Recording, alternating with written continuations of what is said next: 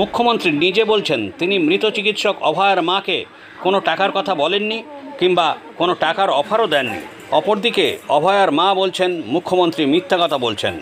তাহলে আসল সত্যিটা কি দেখা যাক। অনেকে বলে বেড়াচ্ছে না আমি টাকার কথা বলেছি, আমি মোটেই বলিনি। আমাকে প্রমাণ দেখা কোথাও আমি টাকার কথা বলেছি, মেনশন করেছি। মিথ্যে কথা, কুৎসা, অপপ্রচার, চক্রান্ত। কি বলবো আমি, এটা একদম মিথ্যে কথা বলেছেন উনি। টাকার অফার তো দেওয়াই হয়েছিল। কে মিথ্যে কথা বলছে? মুখ্যমন্ত্রী মিথ্যে কথা বলছেন। উনি তো বলছেন পরিবার টাকা চেয়েছিল, কখনো চাইনি। বরং উনি বলেছিলেন আপনার মেয়ে তো একটা পাবে, ওটা দিয়ে মেয়ের স্মৃতির জন্য কিছু বানিয়ে রাখবেন। আমি বলেছিলাম দিদি তখনই নেব যখন আমার মেয়ে বিচার পাবে এবং দোষীদের সাজা হবে, তখন আমি নিজে গিয়ে আপনার দপ্তর থেকে নিয়ে আসবো। গত 14ই আগস্ট বেহালায় স্বাধীনতা উদযাপনের দিন মুখ্যমন্ত্রী মমতা বন্দ্যোপাধ্যায় কি বলেছিলেন শোনা যাক।